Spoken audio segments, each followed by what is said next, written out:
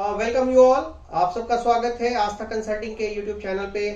आप सबका बहुत बहुत शुक्रिया फॉर इतना सारा प्यार देने के लिए। काफी आपने पसंद किया आस्था कंसल्टिंग का चैनल, और आप इसी तरह से हमारे चैनल को सब्सक्राइब करते रहिए, लाइक करते रहिए, कमेंट करते रहिए और शेयर करते रहिए, ताकि हम नए नए वीडियोस लेकर आए। आपकी सारी क्लैरिटी और इन्फॉर्मेशन जो भी आपको चाहिए, चाहे वो जॉब के रिगार्डिंग हो, चाहे वो करियर काउंसलिंग के रिगार्डिंग हो, or any sort of information that you want to build your career or start your career, we are here to help you.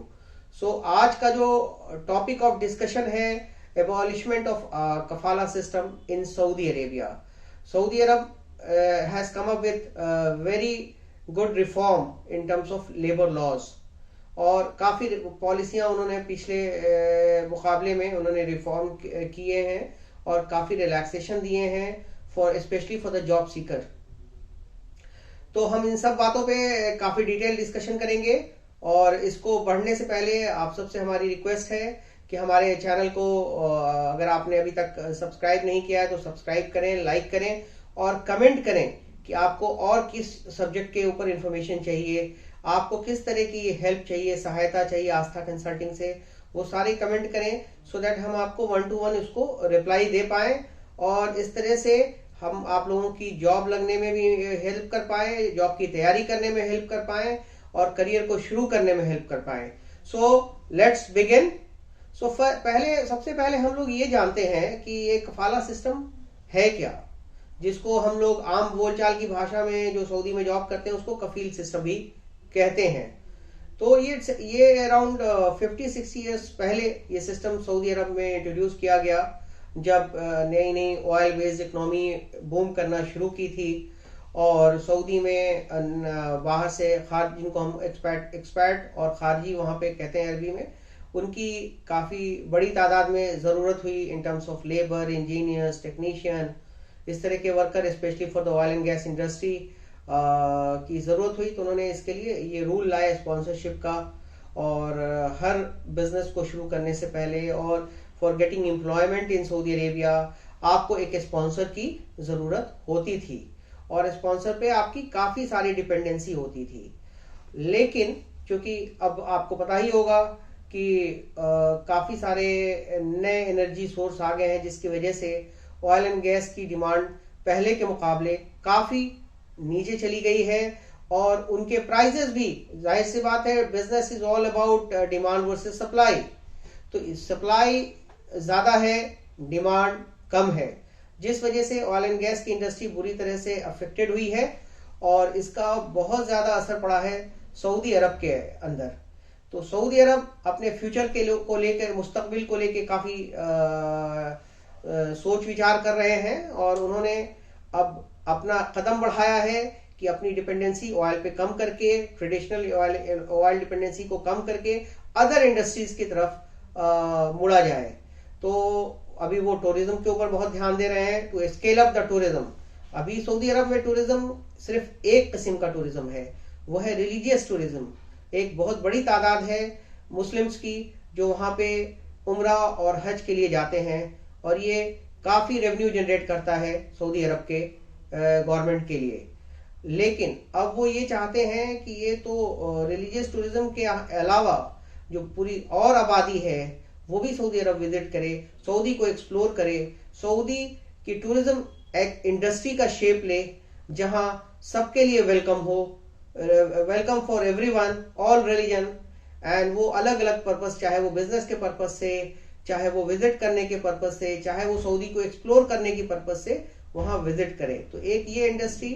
दूसरा, वो चाहते हैं कि दुनिया की सारी बड़ी कंपनियां सऊदी में इन्वेस्ट करें, सऊदी में बिजनेस करें, सो दैट ज़्यादा से ज़्यादा एम्प्लॉयमेंट अपॉर्चुनिटी लोकल्स के लिए भी जनरेट हो, और दुनिया के वो टैलेंट, अच्छे से अच्छे टैलेंट सऊदी अरब के अंदर में आए काम करने के लिए, जो अब तक नहीं आते हैं ड्यू टू दिस कफाला system. So they want to attract best of the best talent from across the world. अगर आप इंडिया की बात करें तो एक बड़ी तादाद है इंजीनियरिंग में जो आईआईटी से पढ़ते हैं, एनआईटी से पढ़ते हैं। उनमें बहुत कम लोग हैं जो मिडिल ईस्ट का रुख करते हैं, और मिडिल ईस्ट में अपना करियर को एस्टैब्लिश करने के बारे, specially Saudi Arab. Other countries में things are much higher, numbers are much higher. So वो ये चाहते हैं, इसको उन्होंने इस जो पॉलिसी लेकर के आए हैं इसका नाम उन्होंने दिया है NTP, program for national transformation. और इसके तहत वो जो एक लेबर रिफॉर्म इनिशिएटिव उन्होंने लाया है, जिसके और इसी इनिशिएटिव के तहत ये कफाला सिस्टम को मार्च 2021 से खत्म किया जा रहा है। खत्म किया जा रहा है किसके लिए? जो वैसे एक्सपैट के लिए और जो प्राइवेट कंपनीज में काम करते हैं, ये उनके लिए नहीं है। जो डोमेस्टिक वर्कर के तौर पे काम करते हैं, ये उनके लिए अभी एप्लीकेबल नहीं होगा। उनके लिए बाद में गवर्नमेंट अलग से कुछ रिफॉर्म या पॉलिसी लेकर आएगी। तो ये बेसिकली प्राइवेट प्लेयर्स को अट्रैक्ट करने के लिए है, प्राइवेट कंपनीज। क्योंकि अगर प्राइवेट कंपनीज आएंगी तो उनको अपने हिसाब के लेबर, अपने हिसाब की मैन पावर चाहिए होगी, और अपने हिसाब की मैन पावर वो अट्रैक्ट कर सके, जिसकी वजह से ये कफाला सिस्टम खत्म किया जा रहा है। तो मार्च से जो रूल ये शुरू हो रहा है, इसके तहत आप सऊदी अरब में जिस भी एम्प्लॉयमेंट के साथ, एम्प्लॉयर के साथ आप काम कर रहे हैं, मिनिमम 1 ईयर आपको का कैप है कि 1 साल आपने उसको एम्प्लॉयर के साथ आपको उसको काम करना है। उसके बाद आप नए एम्प्लॉयर के पास जा सकते हैं और आपको ये कफील या आपका जो पहला जो अभी ये करंट स्पॉन्सर है वो आपको रोक नहीं सकता है जाने से। हाँ, आपको नोटिस देना होगा, आपका जो भी नोटिस पीरियड हो आपको वो नोटिस देना होगा, एम्प्लॉयर को प्रायर नोटिस देना होगा, और रिलीविंग के बाद आप नई कंपनी वहां पे ज्वाइन कर सकते हैं। तो अभी तक जो वो था कि आप जैसे रिजाइन करते थे तो एम्प्लॉयर आपको फाइनल एग्जिट पे इंडिया और जिस भी मुल्क से आपकी मुल्क की आपको शहरियत है वहां वो वापस भेज देता था, फिर आपको नए वीजे पे आना पड़ता था। तो अब ये है कि ये सिस्टम खत्म हो रहा है। नए एम्प्लॉयर आपको जो उनके गवर्नमेंट के सिस्टम है उसके थ्रू करंट एम्प्लॉयर को इन्फॉर्मेशन देंगे कि हमने ये बंदे को हायर किया है, और उनकी इन्फॉर्मेशन जाएगी और एक प्रोसेस के तहत वो उनको स्पॉन्सरशिप ट्रांसफर देना होगा। तो ये एक बहुत जबरदस्त कदम है। इसके तहत अब काफी सारे नए रिफॉर्म आएंगे। अभी तक बहुत सारे एम्प्लॉयर जो अच्छी सैलरी नहीं देते थे, जो जिनकी कंपनी की पॉलिसियां अच्छी नहीं थी, बट लोग जो कि आ चुके होते थे जॉब में तो उन्हें मजबूरी होता था अपने कॉन्ट्रैक्ट टर्म को कंप्लीट करना।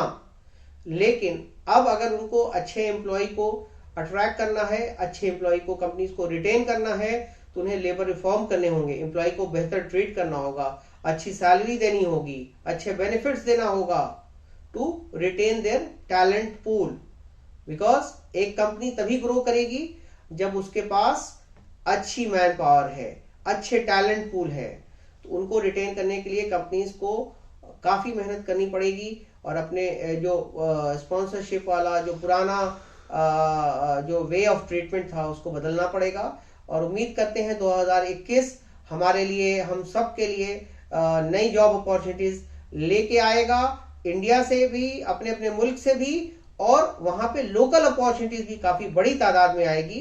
तो अब इसके रिगार्डिंग और फर्दर डिटेल हम आपको नेक्स्ट वीडियो में लेकर के आएंगे, जिसमें हम आपको पॉइंट्स टू पॉइंट्स अपडेट आपको देंगे और कि क्या प्रोसीजर, डिटेल प्रोसेस आपको हम उस नेक्स्ट वीडियो में बताएंगे। तब तक के लिए जय हिंद, थैंक यू।